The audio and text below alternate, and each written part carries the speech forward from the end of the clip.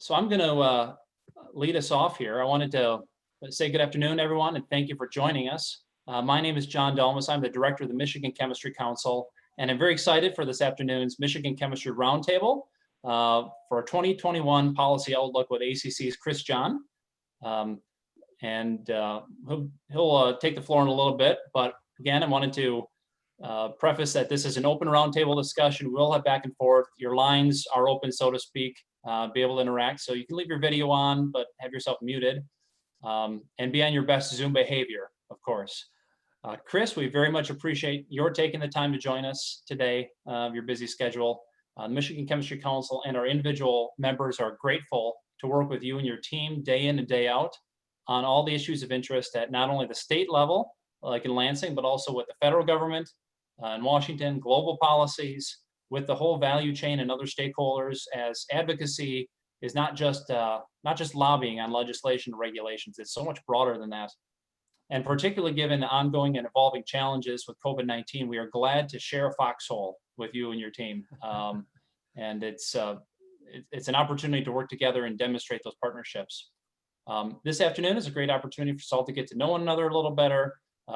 Also to hear some of Chris's thoughts on where things are at in Washington and the states and where things may be going in 2021 following the November elections. So I want to introduce and turn it over to Chris. He was named the president and CEO of ACC last summer and previously served 6 years as the head of the Fertilizer Institute. Before that, he was head of the National Association of Chemical Distributors and also the Contract Services Association in association leadership, which is a role that I've very much come to respect and appreciate. Chris is a native of Wyoming. He's worked as a chief of staff to Wyoming's U.S. Senator Craig Thomas. Somewhere along the line, I guess he became a Steelers fan and also picked up some Washington Nationals loyalty from having lived and worked in D.C. So he's very eclectic in his sports fandom, which maybe I guess is the case when you're from Wyoming. He can speak to that if he wants. Chris, we'd love to have you up to Michigan in person. I think we were looking at something for the summer. Obviously, things didn't work out that way, but we are very glad you could join us today for this conversation. And the floor is yours. Super. Thank you so much, John. I appreciate the opportunity to be with you. As you said, it would be so much better if we could do this in person, but you know, the world is what it is. And maybe we'll take that opportunity to talk about my favorite sports teams and why they are what they are. The short version is I'm a front runner. And so if you're good, I'm interested in what you're doing. So I hope you all had a great Thanksgiving holiday. It's probably a little bit different than what we're used to doing. And we'll make sure that we get together in person sometime down the road. Now, some of you feel like I do that I'm ready to swipe left and delete on 2020. We've certainly had an interesting year with COVID, with a historic presidential election, a great deal of unrest, you know, frankly, social and racial awakenings across the country. And so, you know, there's a lot of ground I could cover. And so today I'm going to hit on some of those things with kind of a heavy dose of federal policy and where we see things going next year. But I am going to try to cover a lot of ground relatively quickly. And then we can, you know, so be thinking of questions you want to ask or issues that maybe if I'm not clear or I don't go deep enough for you, happy to talk about that in more detail. So please flag those as we go along and happy to jump into it. So look, we've got a lot going on, surges or spikes in coronavirus across the country. And, you know, in terms of battling what we all hope is a once in a lifetime global pandemic, I don't have to tell you all because you're all involved in this, but, you know, our industry never stopped. And being essential, critical infrastructure, really proud of how our industry has stepped up to the plate and met the challenge here in 2020 and fighting this pandemic. So our members manufacture either the ingredients and materials that go into personal protective equipment and sanitizing products, so they actually make it themselves. So masks, face shields, gloves, cleaning, hand sanitizers, disinfecting solutions, all kinds of medical equipment and supplies. I mean, it just, you know, if people didn't know how important the chemical industry was before, they should know it now. And we've been trying to really spread the word and have done a lot of social media engagements. And we've got, you know, one of our videos has gotten 1 million views. And I'll tell you, you know, with all due respect to all the good work that our team does, you know, we've not gotten that kind of traction on the things we've done in the past. So kudos really to all of you for ramping up production of these vital life-saving products, of retooling manufacturing lines to create brand new products. And the other thing our members have done that I don't think we've probably gotten enough credit is the volunteerism and philanthropy. And we've got a lot of people who work in research centers and partner with universities to try to get product to where it needs to be. In fact, we've calculated that our members have donated well over $100 million of either in monetary or in-kind donations for COVID-19 relief efforts. So I am just tremendously proud to represent and work for our industry. We've stepped up and met the challenge. Now, there's been challenges. Look, I mean, the industry, particularly early on, was really hit hard, from an economic perspective. So you all in Michigan would know better than anybody, kind of the auto industry shut down for a couple months. Other sectors are really hit were building and construction, textiles, apparel. And so we see, as we look at the economic environment, business activity really disrupted this year. And we expect GDP, consumer spending, business investment to all decline, year over year. But that's really a short-term hit, lowering capital investment in U.S. chemical industry this year. I'm sure that's impacting all of you in Michigan as well. But I think the key takeaway, though, from an economic impact of COVID is we think the future is bright. I mean, the things that made the U.S. chemical industry strong going into 2020 continue to be true. We still have robust supplies of gas and natural gas liquids. We have a competitive feedstock advantage over the rest of the world. And so we think not only is the industry rebounding now, but we expect that to continue into 2021. So ACC has something we call the Chemical Activity Barometer, which is our proprietary recognized leading economic indicator. And it shows gains for the last 5 months, which is great news. So that means that indicates that basically recovery is taking place. Now, it might not be as strong as we'd like. It might be across different sectors and geographies, stronger or weaker, depending on where you are. But again, the bottom line is that the U.S. is still one of the most attractive places in the world to do business. And the advantages that we enjoy still will continue to be true going forward. So we're excited about what that means for the country nationwide, as well as what happens in Michigan. So, as we pivot from the kind of COVID and the economy and talk about what happened in the elections and the implications that has for policy, and I always like to say that politics precedes policy. And so, look, elections have consequences. And so we think there's going to be some significant challenges going forward for us, both here in Washington and across the country in the various state legislatures. But we also think that there's going to be significant opportunities that go with that. So we congratulate President-elect Biden, Vice President-elect Harris on their close but clear victory. And we look forward to working with them on some bipartisan solutions. And that's how we try to position ourselves as an association and as an industry of being a solutions provider. And we share a lot of goals, and we'll talk about that in climate in a second. We may share some goals. We may disagree about how we get there. But one thing we should all agree on is that we're looking to create a United States of America that is safer, healthier, stronger, and more sustainable going forward. And we think the business of chemistry and plastics have a huge role in making that happen going forward.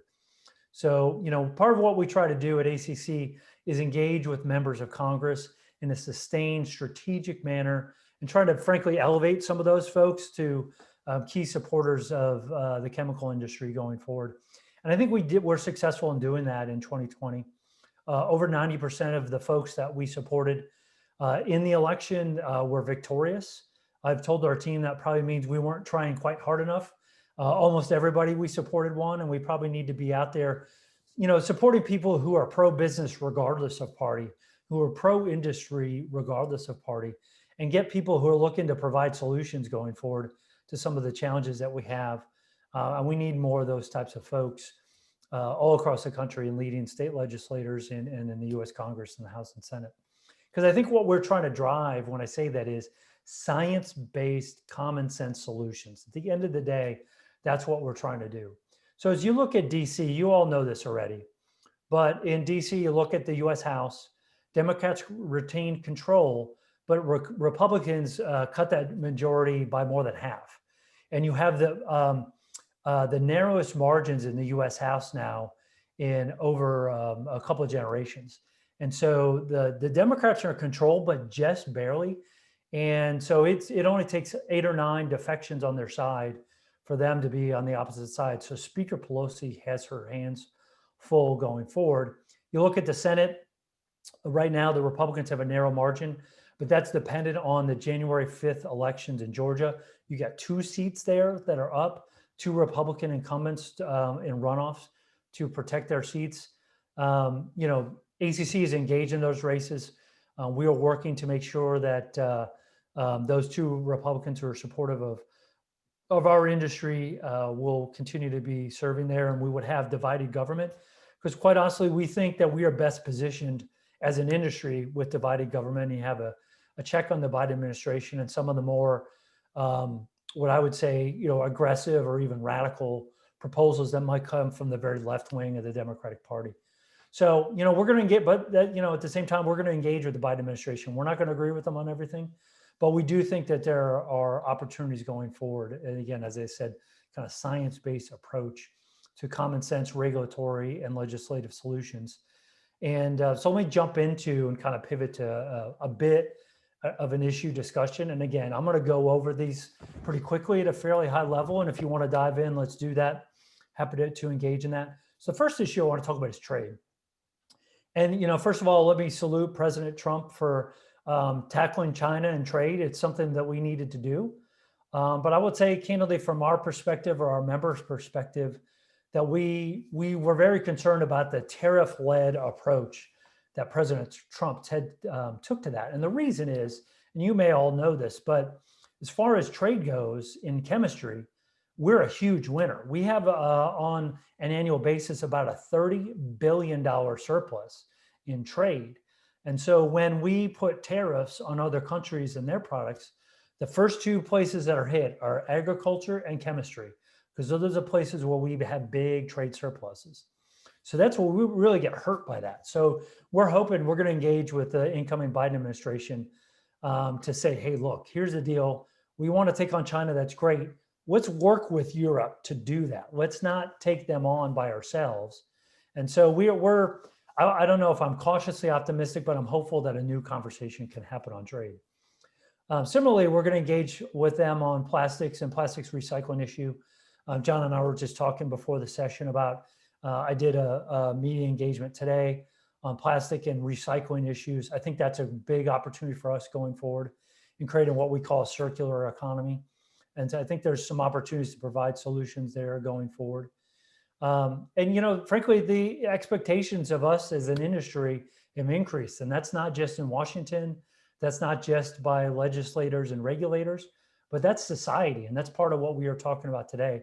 And their expectations of the industry go beyond regulatory and legislative requirements that we face.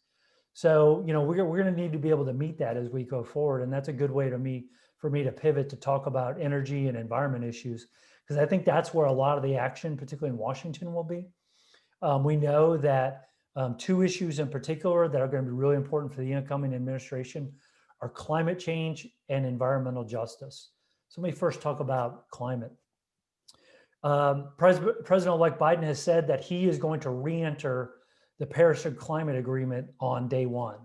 Now, I would say historically, ACC members are supportive of the goals of the Paris Agreement. And so, we want to work proactively with the administration about what that means and how that happens.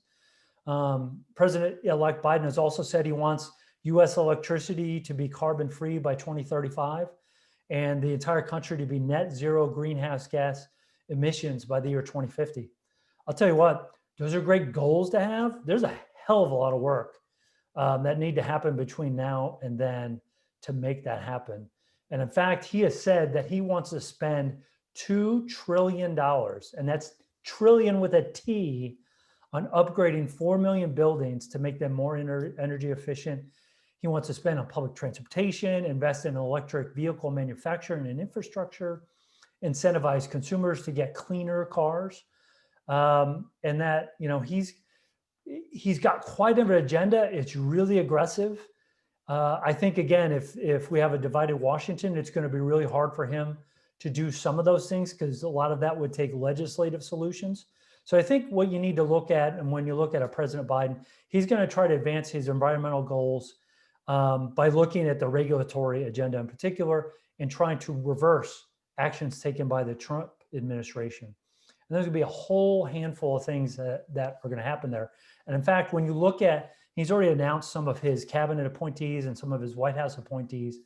And it's interesting because, candidates for this spot, one of the first things they're asked are, even like literally for the Department of Education, for example, is they're asked if they are climate ambitious. And I will tell you, that's even an Obama administration, the head of EPA and environmental positions, that might be a conversation that was had, but it certainly wasn't talked about, who the Secretary of the Treasury is, for example, or who the trade ambassador might be. So it's clear that this is going to be driving that administration, climate and air emissions and greenhouse gas all across the board. It's also going to drive energy policy. So he's talked about, for example, he supports walking back fracking, but only on public lands, not private lands. Now, fracking on private lands is where almost all hydraulic fracturing takes place. So the impact is relatively minor. So it's going to be interesting to see how that all plays out going forward. So again, that's going to depend on what happens in those Georgia elections. I think, in that regard, you're really unlikely to see a climate bill go through Congress. You might see some smaller energy efficiency type provisions looked at, but you're not going to see big congressional action there. The other thing, in terms of the environment is environmental justice, or we call it in the office EJ for short, and we're always talking about EJ. And what that is how does policy and how do our member facilities impact the facilities and the environment in which we operate? And a lot of those we know sometimes are economically disadvantaged communities or places where there are racial disparities, and the desire and the need for a greater dialogue and participation by disadvantaged groups on environmental policies that impact them. So this is a really complex dynamic issue, and it's been difficult, frankly, to address under existing regulatory regimes. So it's going to be interesting to see how much of this happens legislatively, how much goes through the regulatory process.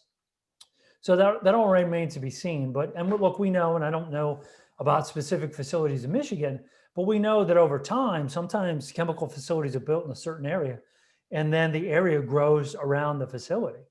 Well, okay, what's the responsibility there, and how do things need to change as a response to that? And so I think that's a complicated conversation, one that we as an industry are willing to have. And we ought to engage with these groups already through our responsible care program and other community outreach programs. That's already something that our members do. But I'm just telling you, that's something that is going to get even more attention going forward. So if you haven't engaged in your local communities in the past, I'm telling you, you need to start right now. Because this is going to be an issue that is front and center in Washington and will get a lot of attention going forward. So I think we are going to have to continue to be transparent in sharing clear, accurate, meaningful information about chemicals used in our facilities, about emissions for our facilities, how we store and handle chemicals going forward. And we're going to need to be constructive partners with policymakers and the communities in which we operate going forward on this issue. So this is definitely one to pay close attention to. So that's climate and EJ. Let me pivot to transportation and infrastructure.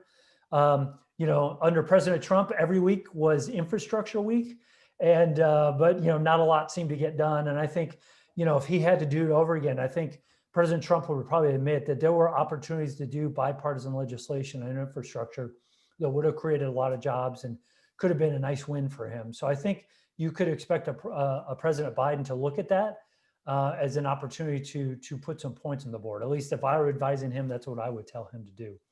So again, we're ready to be engaged there. I think there's a number of areas where that's a net positive for our industry and the spending and investment that would come from that. In the plastic space, there are a couple different opportunities in infrastructure. One is in terms of roadways, and using recycled plastics in actual roadways is one opportunity. We could open up some markets for our members. And then the other is something we call open competition. But basically, because of legislative or regulatory roadblocks, plastics are not allowed to compete on for a lot of jobs.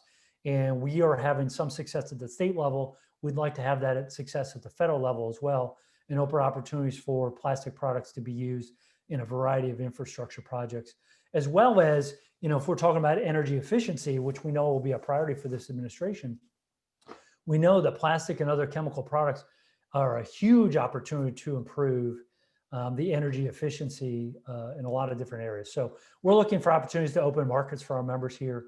And we think that there's a bipartisan opportunity with the White House and Congress to move ahead. And that is a nice tie-in with our sustainability agenda.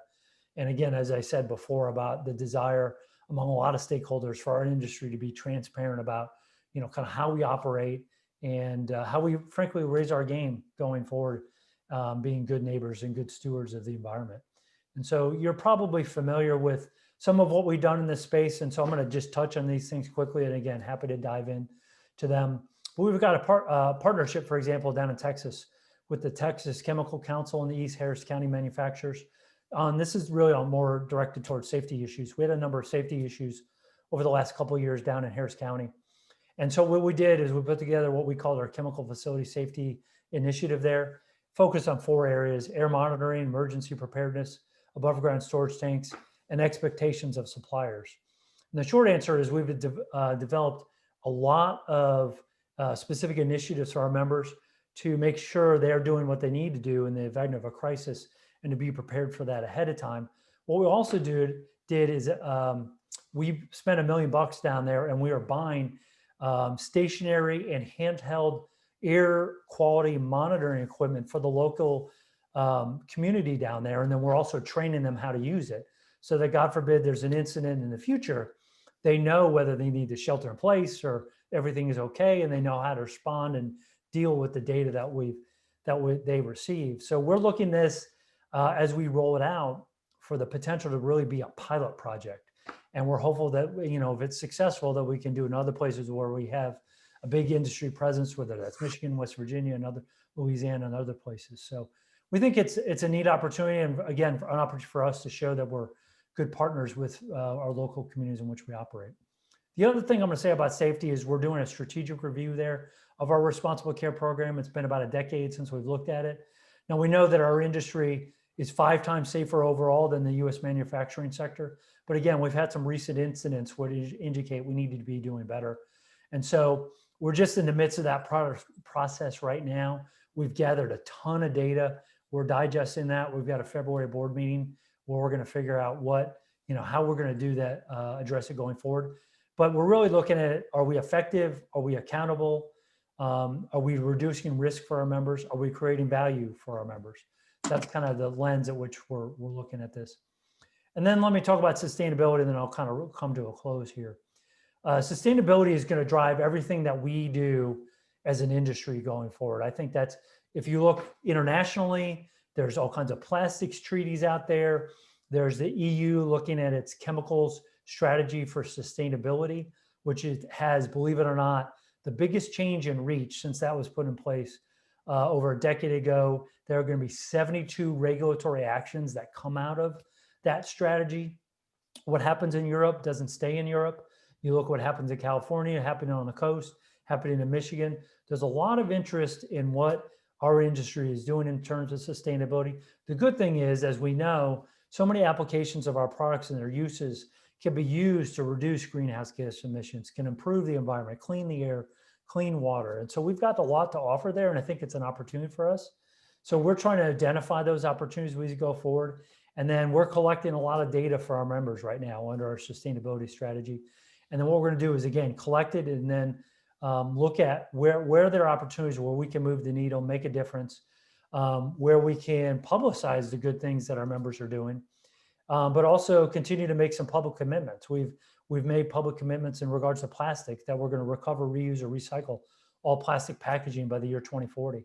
There's other things that we can do in that regard. And so I think, what I would say to you in regards to sustainability is stay tuned as we go forward. There's going to be a lot of cool stuff happening there. And then the last thing I want to cover, and then I'm happy to answer questions, so get those ready, is that we recently launched a week or two ago something that's brand new for ACC, that we partnered with the American Institute of Chemical Engineers, the Commerce Company, and the HBCU Week Foundation.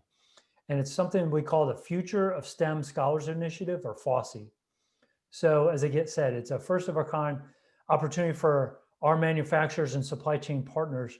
Well, we're looking to raise $7.2 million to fund 150 scholarships for historically Black colleges and universities, 150 full ride tuition scholarships to pay for those kids who want to get into STEM education and create opportunities for them that might not otherwise be there. So we've publicly launched that. We've announced that. We have already raised, I think we've already funded 50 of those 150 scholarships. I got that report this morning. What we're also going to do that hasn't been publicly announced, but I'm happy to share with you, is that we are also going to launch next year 2 in-career programs for folks who are underrepresented in our member company C-suites. We're going to have an early career program for people of high potential to help them advance and succeed in their careers. And then we're going to have a mid-career program for people who have C-suite potential, who are, again, underrepresented in the C-suite. And what we're trying to do is just make sure that our companies can be as diverse and successful as they possibly can. So again, stay tuned on those initiatives. So John, I thank you so much for having me. I appreciate the partnership with you. We work together on a daily basis, I know, and we rely on you for so much the information of what's happening in Michigan as an important state for the business of chemistry. So we value that relationship. And if there's anything we can do to help you and your members be successful, we want to do that. So with that, let me stop there and happy to answer any questions. Great. Yeah. Thank you very much, Chris. That was a lot of ground, a lot of interesting things going on that ACC is both responding to as well as taking on, proactively. And I think you've had a busy, certainly full first year and an interesting year nonetheless, and a lot of work ahead together. So look forward to that. I did want to ask folks to, again, turn your cameras on if you want to participate in the discussion here. That'd be excellent to see and be seen. I neglected to run down the list as I said I would, so I'll just quickly name check here. We've got Haviland Enterprises, which is a manufacturer distributor here based out of Grand Rapids. We got Hemlock Semiconductor. We've got Barnes and Thornburg, which is a law firm and partner of ours. We got Marathon Petroleum, Amway Corporation, Wacker Chemical, Vinyl Institute, Dragon Corporation, a consultancy out of Michigan. We got AECom and BASF and US Ecology. So a lot of members from MCC that may not actually be in the ACC fold, but always interested to hear what is going on within our industry. And of course, your background with NACD, ACC, yep. Now, you know a lot of them very well. Yep, absolutely, John. Yeah, I do know a number of the member companies. That's great. It's good to see some familiar names. I see in the chat, we've got a question here about how are you viewing net zero carbon? Are there principles that ACC is advocating in terms of that? And so thank you for asking that question. It's a really good one. And I should have mentioned that. Actually, earlier this year, not in our November meeting, so I think it's probably our June meeting, we actually approved some ACC principles and exactly that, because we knew even if President Trump won, that these issues would continue to move forward at an international level, certainly a federal and state and local level as well. And so we do have specific principles in regards to climate and net zero emission policies. And so this is not comprehensive by any means, but I do want to kind of share at least at a higher level of where we are. So one, we do support the goals of the Paris Agreement. We would have a substantive discussion about how we get there. In particular, for example, we do support a price on carbon, but we do not articulate how you get there. Some of our members support a tax, as they'd rather have a tax, pay it, and pass it along to the customer as the cleanest, least regulatory burdensome approach. Others support more of a cap and trade approach. And Representative Tonko from New York, who chairs the relevant subcommittee in the House on this, he's dropped a bill that's more of a cap and trade approach. And some of our members prefer that. The challenge with the cap and trade is, okay, who gets carbon credits? How are those allocated? What's the pricing on that? It can get pretty sticky. And in 2009, I believe it was the last time we had a real substantive federal debate on this. And our industry would have been positioned pretty well as far as that goes, because our lobbyists are really good at making sure we got some of those free credits. I can't make you any promises about how that might go next year. I think congressional action, there'll be a lot of activity in Congress on this. I don't think there'll be actually legislation passed. So, Paris Agreement, price on carbon, and then I think the other big focus for us is for industries like ours, which are energy intensive and trade exposed. And so that's us, that's fertilizer, that's cement, that's steel. There's a number of other folks, and there's a whole coalition that we've built around that issue. So you're going to have to address, if you go down this path, you're going to have things like border adjusted taxes. And, if the EU goes down this path, we go down this path, you almost need a global system so that, look, going back to the trade discussion, China and others got to be held accountable. What we can't do, what the wrong answer is, we put restrictions on ourselves so that we drive manufacturing to places that aren't following the same rules that we are. That would be the worst possible outcome. And so we're really focused to make sure that that doesn't happen. So I hope that answers your question, Brooke. Other questions? Yeah, and you can feel free to unmute yourself or raise your hand. We'll keep it orderly, certainly, but we can back and forth. I would just add to that about the net zero carbon. It's something that we as an association and our members here in the state kind of started to analyze a lot after our governor planning and then eventually announced as a statewide goal. So what does that mean for state policy? As our companies may support the net zero goals, but should that be something that we do within our state borders as opposed to national or even global initiatives? That's a lot less clear. So. Yeah, I would say we're at, as far as this issue goes, we are at the end of the beginning, right? In terms of how there's a lot to be played out going forward. It's really easy to campaign on, hey, we're going to clean it all up by 2050. And then when you start to get into the details of what's going to make that happen, that gets harder. So there's a lot of work to be done here. Yeah. Chris, another question I have, just the kind of inside the Beltway politics a little bit as it involves associations. How do ACC and business groups generally look at being intentionally bipartisan in such an age of kind of polarization, but still divided government? I know there's some angst, among leaders as they look at the issues and how to, which Democratic members really to support. And ACC has been very intentional about that and reaching out across the aisle. Yeah, we think that's smart politics, quite honestly. And look, each of you on this call, each of our members, we all have our political prerogatives and our points of view. And, now in this world that we can, you can consume just what you want to hear. So whether it's Fox News or MSNBC or whatever, and that's part of what's polarized us further, right? Whether it's social media or cable news, you can do what you want, and you don't have to listen to anybody who disagrees with you. But for us, because if you look at DC in the last 20 years, it has swung back and forth significantly multiple times. And for us to be able to represent you all and do our jobs effectively, we have to be able to work with people on both sides of the aisle. Now, that means we have to say no to people on both sides of the aisle too. It's not just we're trying to curry favor with whomever's in charge. We have to plant our feet and stand our ground sometimes too. But what we try to do is it's not so much partisan, but it's who can we work with on issues, who, again, based on sound science and a business friendly approach. And I'll give you one brief example in the state of Michigan. So Haley Stevens is somebody that we've been supportive of in Michigan. Now, would all of us, or even myself personally, agree with Haley Stevens on every issue? No, I'm sure that's not true. But she, particularly on plastics issues, has been really aggressive and has been very much, has worked very hard in Congress, has got a whole caucus and task group working on it, held some hearings, and has been, frankly, very helpful on that issue. And we need friends on both sides of the aisle to represent us to those various caucuses. And so, we're going to continue to do that going forward because it's frankly just smart politics and smart policy. Yeah. Thanks for that. Appreciate the response and also the Michigan specific tie in there with Congresswoman Stevens.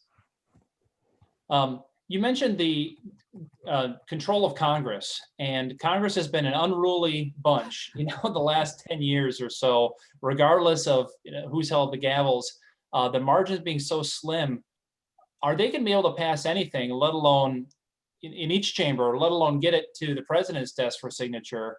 And even on specific issues like presidential nominations, is such a divided Senate going to be able to allow government to move forward? Yeah, a great question. So let me take the nomination thing first. Obviously, that's all dependent on who wins those Georgia Senate races. But let's assume Republicans win at least one of those races, which I think is a reasonable assumption.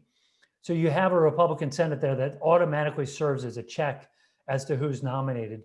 So the kind of the radical left progressive wish list is frankly not going to be met as far as that it goes. And I think that's good for everybody. I think that's frankly that's good for a Biden administration as well. And so you have more kind of pragmatic folks who get nominated. I think you're going to see a pretty interesting strategy by the Republican Senate and Mitch McConnell of Kentucky, who's the Senate majority, would be the Senate majority leader. I think you're going to see the vast majority of President Biden's cabinet nominees confirmed, and confirmed pretty quickly. And you've seen Republican senators say, look, every president who wins the election deserves to have their nominees considered and approved. I think you might have one or two that will be singled out, that will be challenged. Things inevitably come out in the confirmation process that maybe weren't known when it started, and will cause some problems. I think you're going to see, at the EPA, for example, you could see a nominee that is more progressive than maybe most of the other folks. And there may be a fight there. It'll be interesting to see how that plays out. So that's at the cabinet level, Secretary of Treasury, Secretary of Defense, et cetera, et cetera. At the sub-cabinet level in judicial nominations, it's a whole different deal. I think you're going to see Republicans exercise more authority and I want to say control, but they're going to lean in much more strongly on that and push back against, again, more left-leaning nominees at the sub-cabinet level. People that you as normal citizens who have normal jobs going about your everyday life, you don't know who these people are, you never heard of them and don't much care. You're going to see a lot more back and forth there. So I think it's going to be a mixed bag as far as that goes. And as far as legislation, again, if I were advising President Biden, I would tell him, look, let's find some areas you want to fight with Congress with and find some areas you want to cooperate with. And you're going to really publicize both. So I would really go after infrastructure. I would really go find some other places where there might be some common ground after 4 years of President Trump and people are looking to do some business. And then find some areas you want to pick a fight and draw some sharp contrasts on and be intentional about that. So I think, yeah, as a whole, Congress may not be prolific in its production, but I think you might find a few key areas where they could get some meaningful things done. And so that's where we hope to engage, whether it's energy efficiency, whether it's transportation, some of these other issues, niche issues that matter to us as an industry. So, we're hopeful we can put some points on the board, but I wouldn't expect, to your point of the past decade, I wouldn't expect a sea change there either. I mean, look, in 2017 and 18, it was all Republican. And it wasn't like they were passing 1,000 bills, right? Other questions for Chris? Feel free to jump in on the chat or unmute yourself and have a discussion.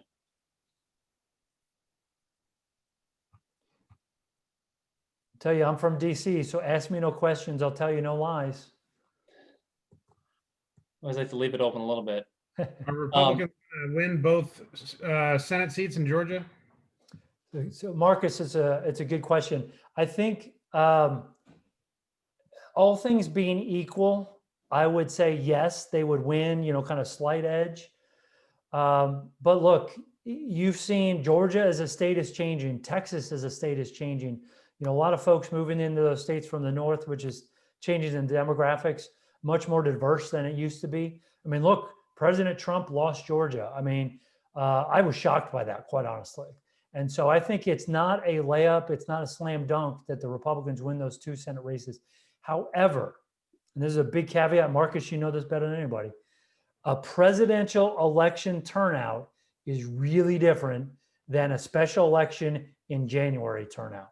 And so the question is, you got a lot of new registered voters in Georgia. Will they show up to vote? And that's something we don't know. And we can't really trust polling. We found that out too. Polling as we know it is dead. Frankly, I don't know about you all, but I don't answer the phone when it never stops ringing in election time. And what we're finding out is other folks don't either. And you're going to see the future of polling is going to be online. But again, the question is, can they get people to participate? So I would lean Republican for both those seats at this time, but I think it's going to be competitive and it's not a slam dunk.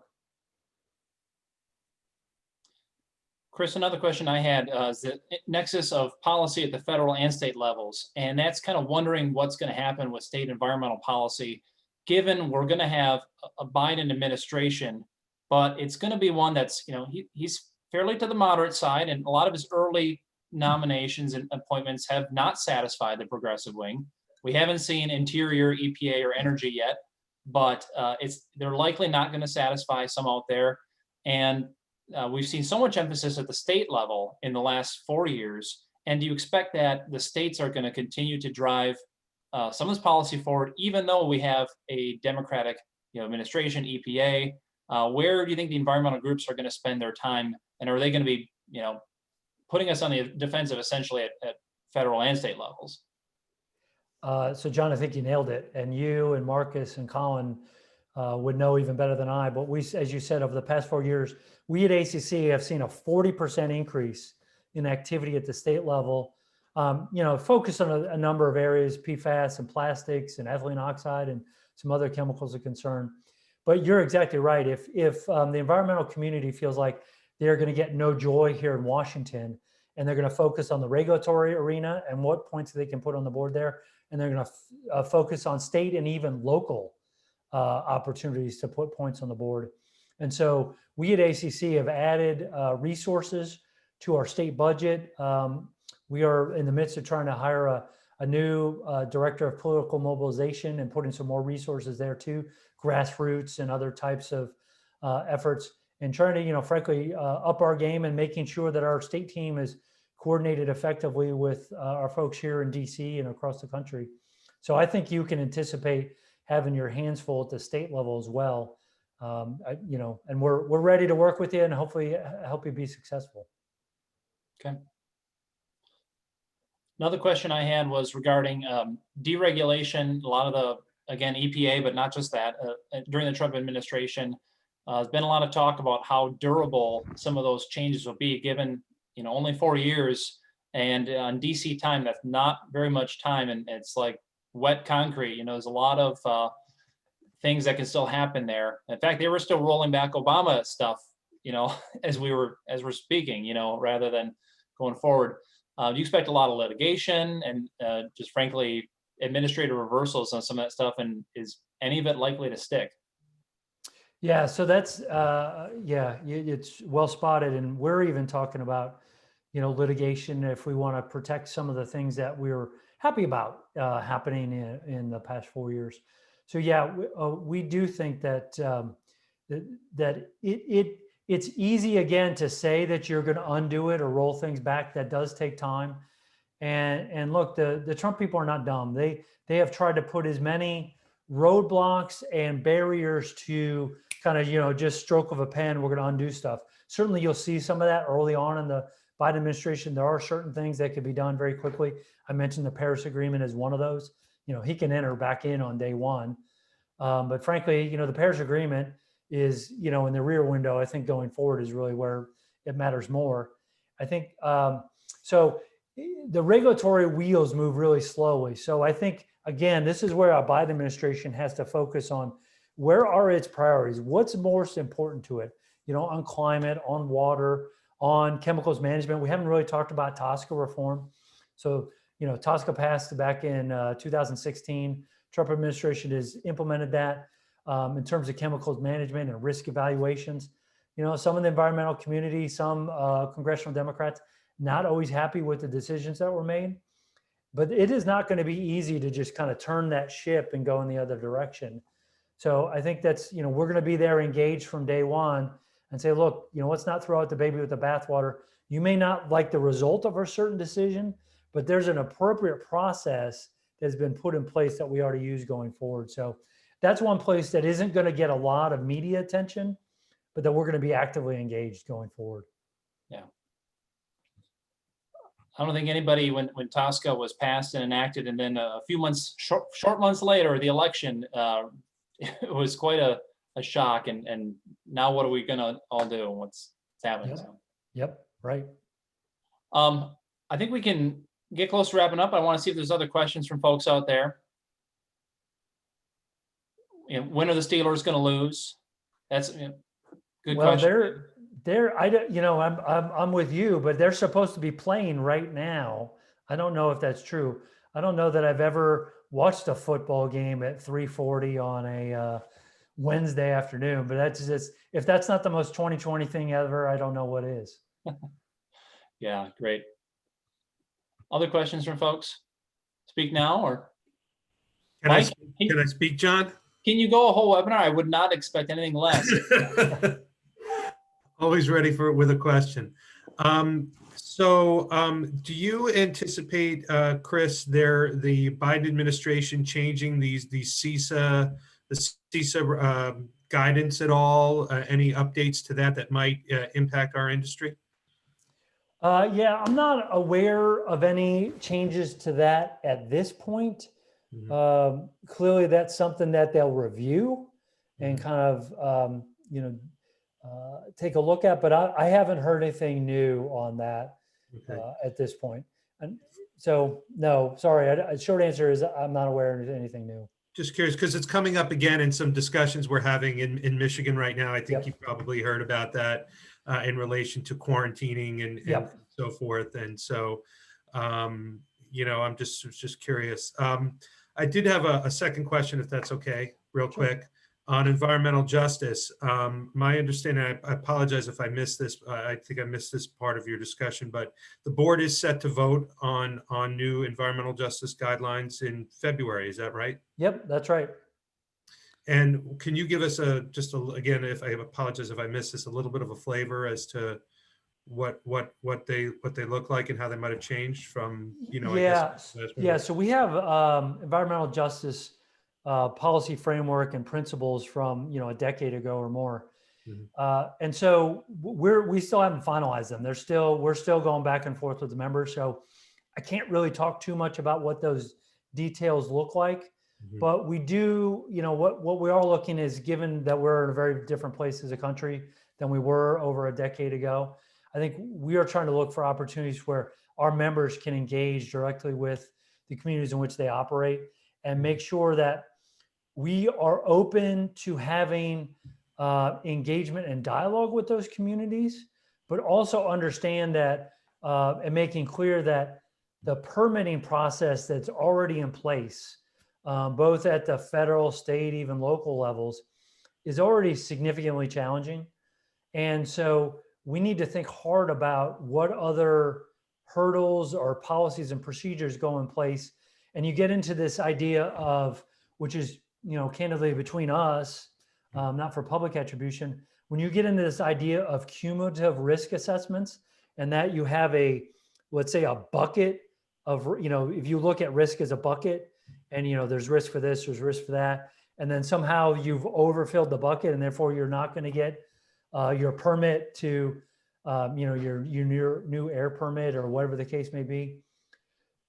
That we're concerned about that, and how is that done? What are the details? How is a cumulative risk assessment coordinated? Who's the decision maker on this? There's a whole host of issues that need to be addressed, and I think what we would emphasize above all is that this needs to be based on risk. And what are the exposures to the general public in the communities in which we operate? This is not just hazard. This is not just, hey, because we're handling something that is inherently dangerous by its very nature, that doesn't mean we just, stop operating.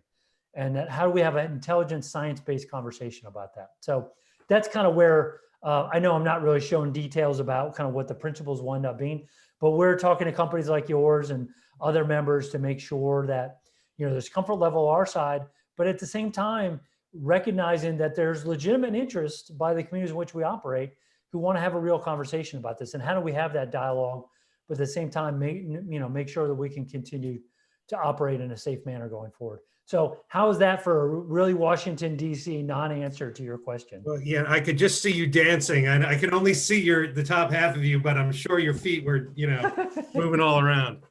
Thank you, Chris. This is very much an emerging issue. It's front and center. It's a hard one. And so, there's going to be a lot more to come on this going forward. Thank you, Chris. Thank you, John. All right. Any last quick questions? Otherwise, feel free to, do follow up. ACC is always producing a wealth of information, both public reports and things like that, and also kind of member focused, information, updates. And as a CSC partner, we're privileged to be able to reap the benefits of all that. And of course, work directly hand in hand on a lot of these issues, which we'll continue to do even as we speak. So thanks very much, Chris. Thank you for you and your team for your time. Love to see you up in Michigan in person, or likewise if I have the chance to get out to DC. But until then, stay safe and stay well. Great. You too. Thank you, John. Good to see you all. We'll do it in person sometime. Thank you. Have a great rest of your day, everybody. Take care. Bye. Thank you.